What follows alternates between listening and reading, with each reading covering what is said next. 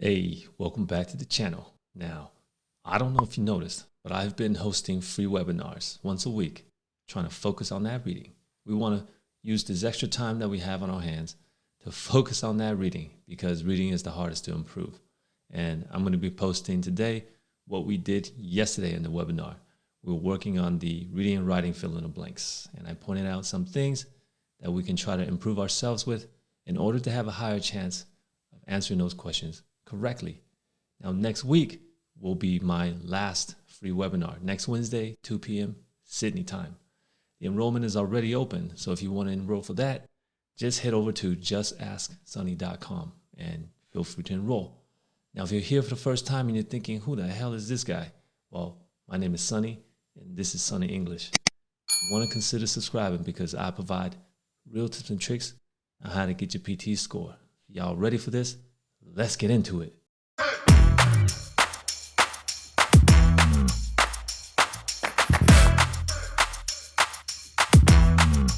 When I say collocations and dependent prepositions, they're very similar. They're actually, dependent prepositions are part of collocations, but I call it a separate thing because I want the word prepositions in there.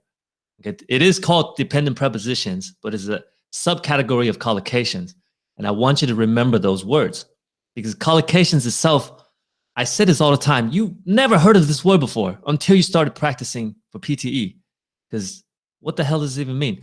It's basically just words that go together. And a lot of you already know that, and you want to make sure you are using that on the exam. I say it all the time to people where you got to trust how you speak English, right? If you don't speak English that way, don't force yourself to pick an answer that way.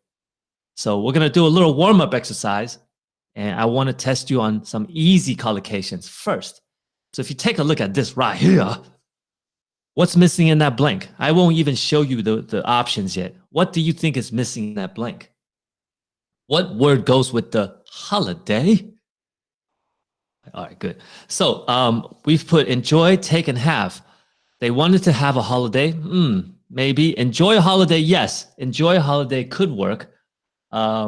Everyone said verb. Very good. I'm not actually looking for parts of speech right now, but visit a holiday, that wouldn't work, right? That would not work. But out of these words, which one goes with holiday? So yes, take, because take a holiday, come on. How many times have you heard that before? Especially these days. We're all at home right now. As soon as this is over, I think some people is going to need to take a holiday. If you have not heard that before, then this will be your first time. That is a collocation. Enjoy a holiday is something that you can, but that has a different meaning. Okay, take means you don't have it. Yes, yeah. Yeah. All of you guys are already on holiday. Yes, and you're spending it with me. Thank you. Next one. Let's take a look at this right here. You need to blank the right choice. I told you these were easy. So what word is it popping in your head right now? Blank the right choice. Okay. Choose the right choice. You wouldn't do that. You wouldn't say choose the right choice. Select the right choice. No, those wouldn't work. Those wouldn't be collocations. Which one sounds the best here? If you just look at these options, make. Okay. Make the right choice. Like I said, we're starting with something that should be very common to a lot of people. That's why some of you already guessed it before I even gave you the options. These are things you want to always be thinking about when you're doing the reading and writing fill in the blanks, or even the reading fill in the blanks. For reading fill in the blanks, we have multiple tools. Reading and writing fill in the blanks, we don't. So right here, this was the easy one. Let's do one more. Uno más. What word goes with that bankrupt? If I don't even show you the options.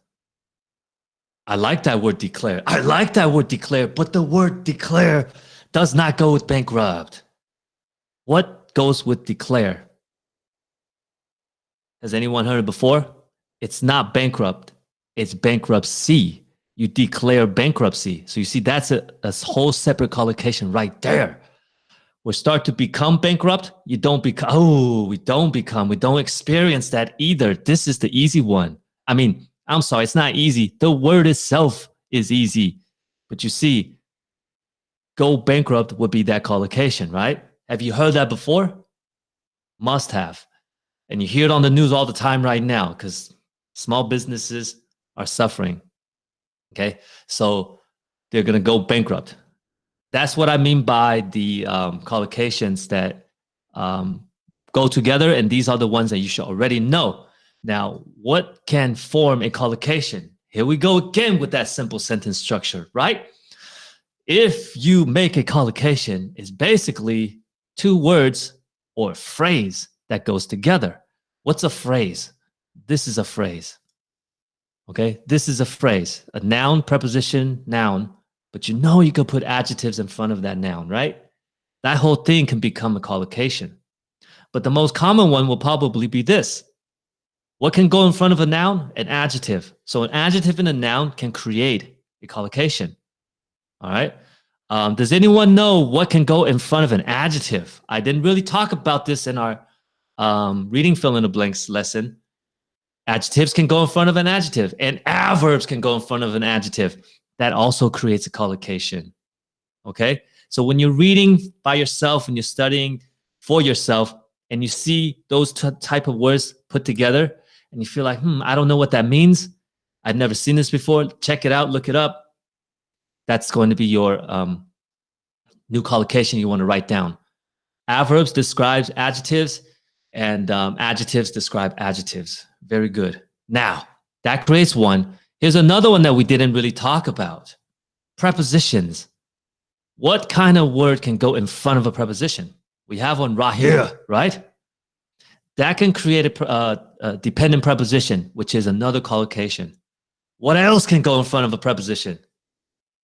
Verb, adjective, all of the above, except for an adverb, right? You can have a noun right here shown in front of you. I didn't really talk about the other ones, but a verb and preposition, yes. Adjective, preposition, yes. And I'll show you more of that later. Those are things you want to be aware of when you're studying for yourself. If you see a new one that you don't know, let's write it down, and we have to retain that information. Because at the end of the day, when you're doing this, if you've never seen the word before, I always say this, how are we going to magically know what it means? Right? We won't understand it. We won't be able to do it. So here are some that I have taken from the actual exam.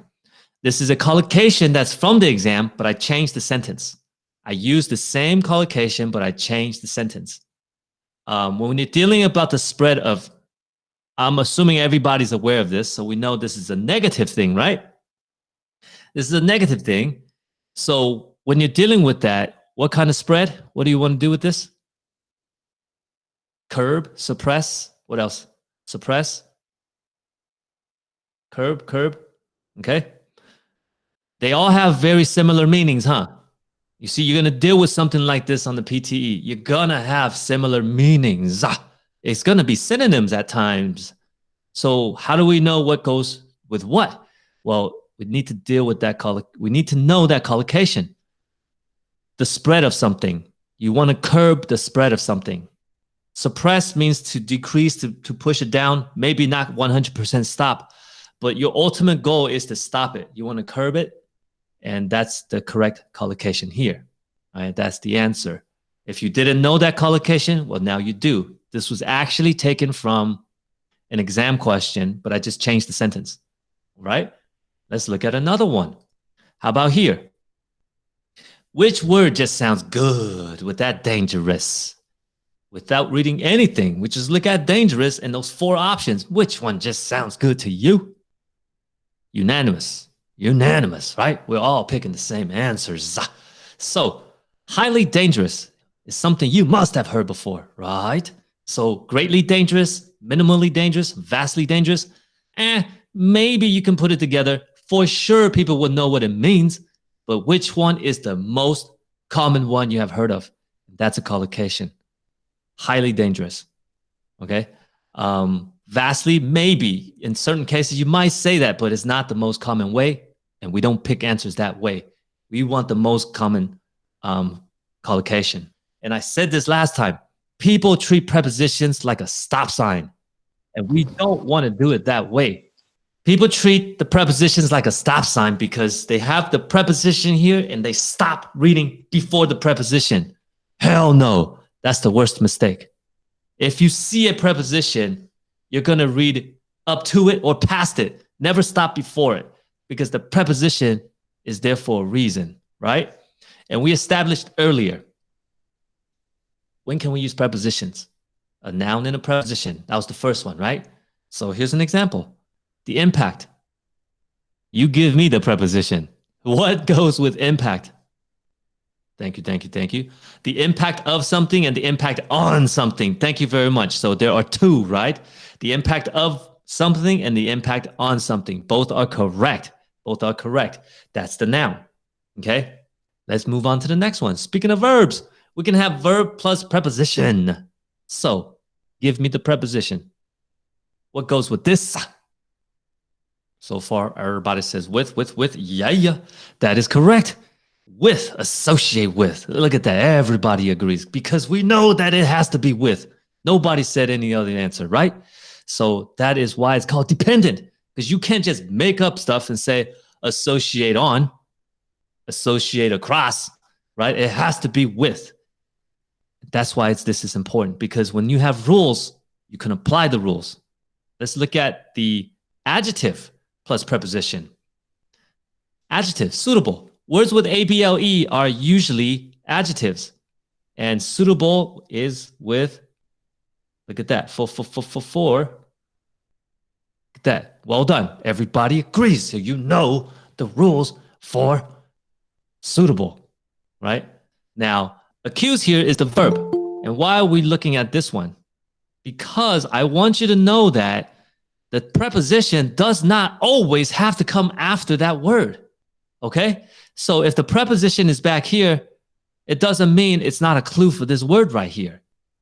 It is still going to give you a clue. When you see a preposition, it is best to always read to it. Even though it's further down the sentence, you want to seek that preposition out and read to that preposition. It can still give you a clue. Might not be 100% of the time, but it's safer to do it that way.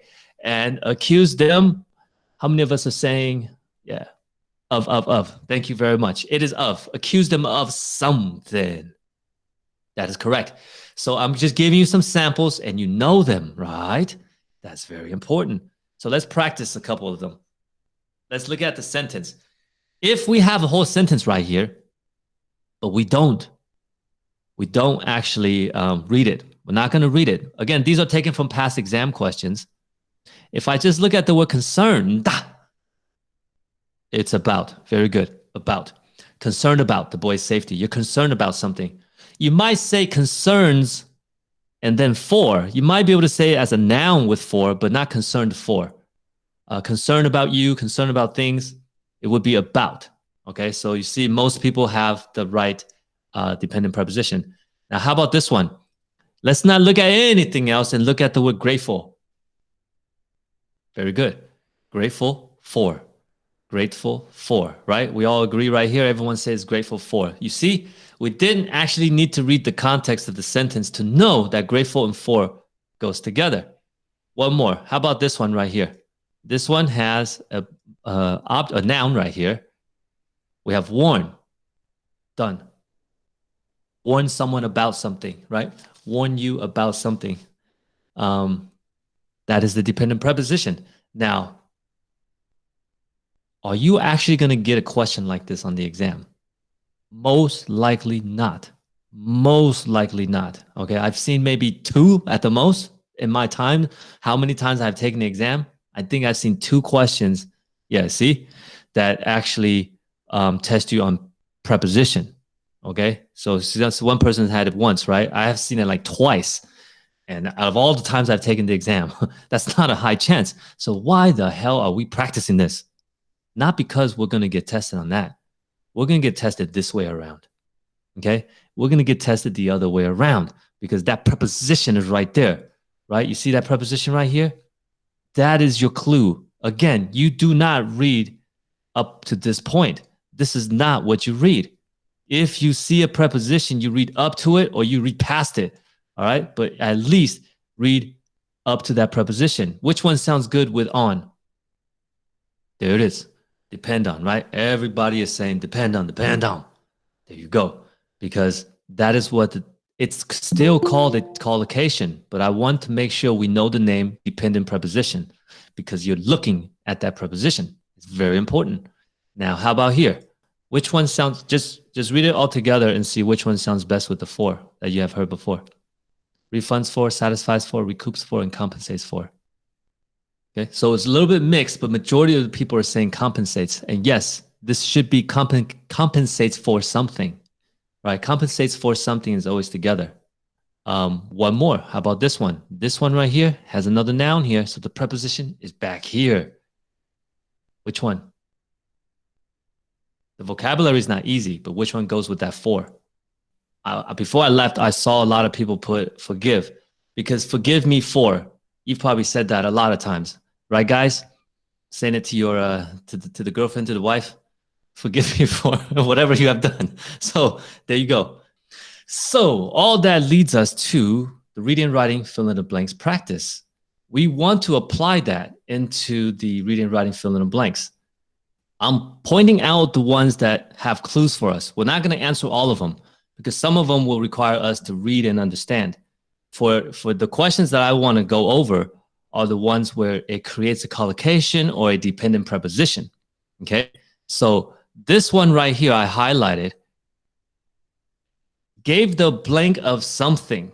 This creates a collocation.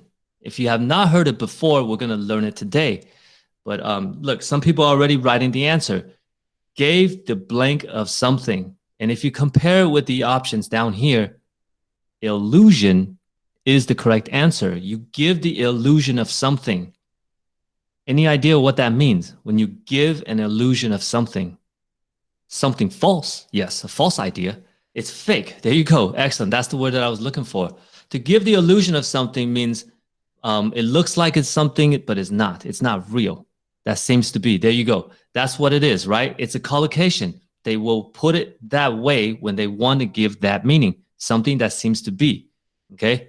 So that was the first one we want to look at. How about this one right here? If you don't read anything else and you see the word right here, officially, and you look at the options that are presented, which one sounds good with that officially? What have you heard before? There you go, right? Look at that. So many people have heard this before, right? Officially accepted. It's not new to you. Now, did you notice you didn't actually read anything, right? So there are times where you don't actually need to read to get that answer. Now, I'm not saying the whole thing is going to be like that, but if we can answer 2 or 3 questions this way, well, first of all, it gives you a high chance of scoring it correctly because you want to go with what you already know. And then the remaining ones, maybe you need to read and understand context, right? But we were able to answer 2 so far without actually having to read the stuff. Now, the next one right here, it's the same question. Do you see in the same reading and writing fill in the blanks, there are 3 of them where they give you collocations. This one right here is actually all together. Have some blank about. It's basically have blank about. That has a dependent preposition. Okay? People say in implications, reservations, implications. If you, like right now, we might actually have people in the medical field, right? We might have people in the medical field in here right now. And you hear the word implications, you probably hear that in medicine, right? Now, when you hear implications, what preposition do you usually hear with it? Implications with, implications about, not about. It's usually implications with something. Have you heard that before? No? Yes, no? So some have, some have not. So we're not familiar with the dependent prepositions for implications. So that would eliminate implications. And the correct word would be reservations. And reservations is not what you think, right? In this situation, if you're not sure about it, it's probably because you're thinking about something else. When you think reservations, most of you probably associate this word with hotels and restaurants, right? Now that's one way to use it. But if you walk into a hotel or a restaurant, what preposition do you use with reservation? I have reservations for. There you go, right? I have reservations for something, right? Now, the word reserve is the base form of that word, right? Reserve, it just means this to keep, to hold something. So when you're dealing with reservations for something, you're talking about bookings. Some people put book, right? You're dealing with bookings. But when you change it to about, the meaning changes. It's dealing with, if you have reservations about something, it means you have some type of opinion and you're holding it back. You're keeping it. You're not sharing that. Okay. So reservations for, reservations about both works. And in this situation, reservation is the correct answer. All right. So that was just the one reading and writing fill in the blanks. And we had 3 sentences, as you can see, where if we knew the dependent preposition or we know the collocation, we didn't actually need to read everything. And we were able to answer 3. There's 2 more that you're required to read. I know those 2 answers you need to read. Let's look at there are 4 options. Like I said, there's 4 to 6, right? And this one has 4. And this right here is a collocation. Thanks in. Which one sounds good? Thanks in. So this right here creates the collocation, right? And it also has that dependent preposition. Then part 2. You hear that all the time when people are announcing things like they want to thank their sponsors and things like that. Thanks in part 2. If you watch what's that called? I always get it confused. The Australian Open. I always call it the Melbourne Cup, but I think that's the horse racing one, right? But Australian Open, at the end, they always say, thanks in part to our sponsors. I think it was Kia. Kia is always the #1 sponsor, and some alcohol. So that's a collocation. That's done. Next one. How about this? At the blank of. So at a rate of something, right? You see how you guys are answering rate? Have we heard that before? At a rate of something. Yes, right? So there you go. Again, these 2, we didn't really need to read anything because the answers just stand out. Now, as you can see here, the vocabulary words weren't actually not that difficult because it ranges. Sometimes on the exam, they will give you words that you think like, oh, this is too damn easy. It cannot be the answer. Nah, it can't be. Don't pick answers just because they're hella hard and you don't understand them. Never pick an answer because you don't know what the word means. That makes no sense. That's 2. We did 2 out of the 4 without actually having to read everything. We identified the clues. Now, if we answered the other 2, we might have to read a little bit. Okay? So if you look at this, the context itself will actually give you a clue. What do you think is the answer? It's the first one right here. This is the first one. Okay? Most people are saying dominance, right? Dominance. What does dominance mean? If we don't know the vocabulary, we wouldn't be able to answer it. What do you think? Do you guys know what the word dominance means? Superior, controlling. Well done. Good vocabulary. Superior or controlling. What is the clue? What is the clue? Right here. The world's language. Overpower. Very good. You guys have good vocabulary, right? We need that. See, I didn't help you with that. You have your own level of vocabulary, and the higher you have, the better off you are. Okay? And in this situation, English is the world's language. It means that it's the #1 language, right? English is the #1 language. So they're not talking about any type of influence, right? They're not influencing anyone. So we wouldn't say such influence has a downside. So if you're #1, you have the power, right? You have the power. You're on top. So that's why dominance and #1 would be the association with each other. Okay, widely spoken. So yes, this would be the answer. Now, how about this right here?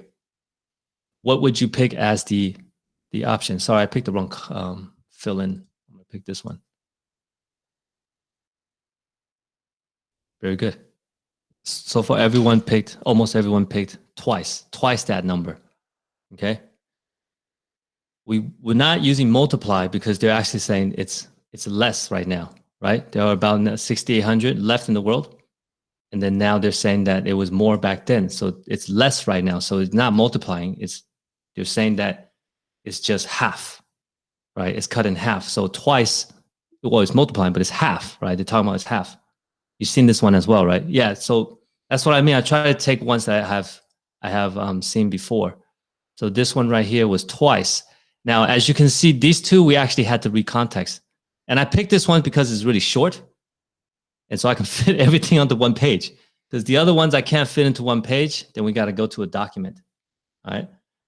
Yes, those are the answers. And again, someone just mentioned that they've seen this on the exam before. If you did not know the collocations here, if you didn't know the vocabulary words here, well, now you have seen the answer in use. So hopefully you remember that. There you have it. Thank you for watching. I hope you made it this far. I know it was a lot of information, and if you didn't have the patience for it, I understand. But if you want to see more videos and tutorials like this, feel free to check out my other tutorials. Remember to hit that subscribe button, give me a like, and leave a comment below. And I'll see you on the next one. Peace.